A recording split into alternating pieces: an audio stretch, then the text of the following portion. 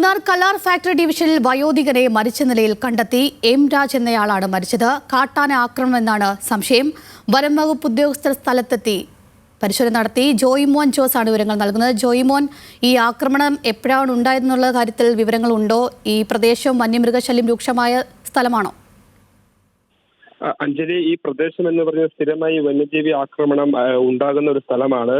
അതായത് ഇടയ്ക്കിടെ ആനയുടെ ആക്രമണം, അതുപോലെ തന്നെ മുൻപ് പലരും ഇത്തരത്തിൽ ആക്രമണത്തിൽ പരിക്കേറ്റ സ്ഥലം കൂടിയാണിത്. പക്ഷേ ഇന്ന് നടന്ന ആക്രമണത്തിന്റെ കാര്യത്തിൽ ഒരു സ്ഥിരീകരണം ഇതുവരെയും വനംവകുപ്പിന്റെ ഭാഗത്ത് നിന്ന് ഉണ്ടായിട്ടില്ല. അതായത് ഇന്ന് ഉച്ചയ്ക്കാണ് ഈ എം രാജ് എന്നയാൾ വിറക് ശേഖരിക്കാനായി കാട്ടിലേക്ക് പോകുന്നത്. അതിനുശേഷം ഇയാളുമായി ആർക്കും ബന്ധപ്പെടാൻ സാധിച്ചിരുന്നില്ല. പിന്നാലെയാണ് ഇന്ന് വൈകുന്നേരത്തോടുകൂടി മൃതദേഹം കണ്ടെത്തുന്നത്.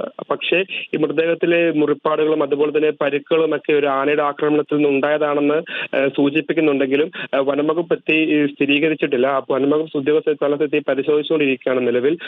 പക്ഷേ ഈ പരിക്കുകളും ബാക്കി സാഹചര്യങ്ങളൊക്കെ നോക്കുമ്പോൾ ഒരു ആന ആക്രമണം എന്നാണ് സൂചന കൂടിയാണ് തരുന്നത്. പക്ഷേ എപ്പോഴാണ് ആക്രമണം ഉണ്ടായതിലൊരു വ്യക്തത ഇതുവരെയായിട്ടും ഉണ്ടായിട്ടില്ല. കൂടുതൽ പരിശോധനകൾക്ക് ശേഷം മാത്രമേ അതിലും എന്താണ് കൃത്യമായി സംഭവിച്ചതെന്നുൾപ്പെടെയുള്ള കാര്യങ്ങൾ ഒരു വ്യക്തത വരൂ. അഞ്ജലി. ശരി, ജോയ്മോൻ ജോസ് ആണ് വിവരങ്ങൾ പങ്കുവച്ചത്.